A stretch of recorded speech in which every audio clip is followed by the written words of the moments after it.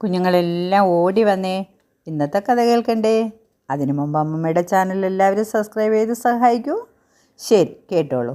ഒരു രാജാവിൻ്റെ കൊട്ടാരത്തിലുള്ള കുളത്തിൽ സ്വർണ്ണ നിറമുള്ള കുറേ അരയന്നങ്ങൾ താമസിച്ചിരുന്നു.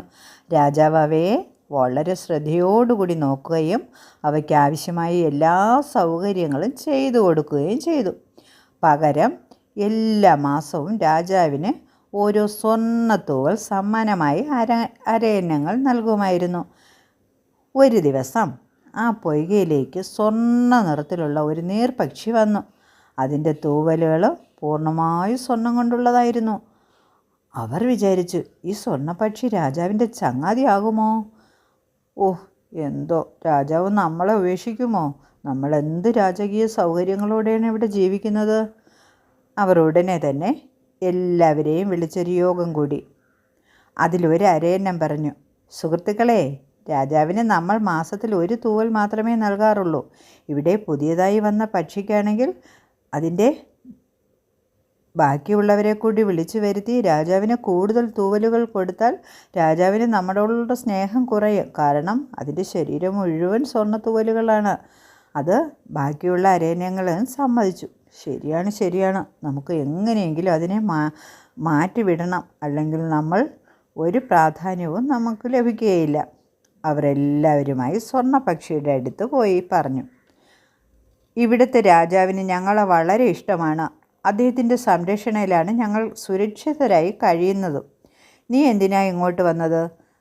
നീ നിൻ്റെ വംശവും വന്നാൽ രാജാവിന് ഞങ്ങളോടുള്ള ഇഷ്ടം തന്നെ കുറയും.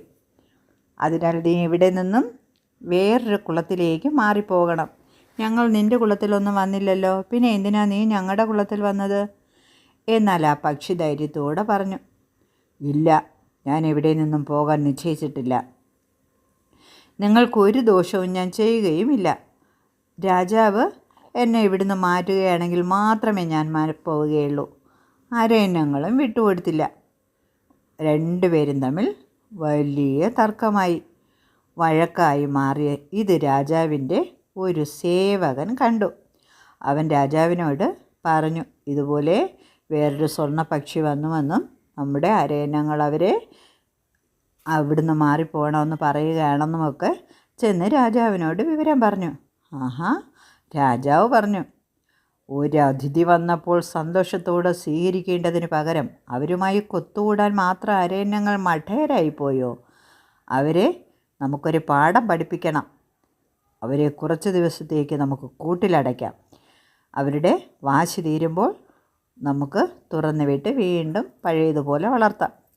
സേവകർ അരയന്നങ്ങളെ പിടിക്കാൻ കൂടുമായി വരുന്നത് ഒരു വയസ്സൻ അരയന്നം കണ്ടു.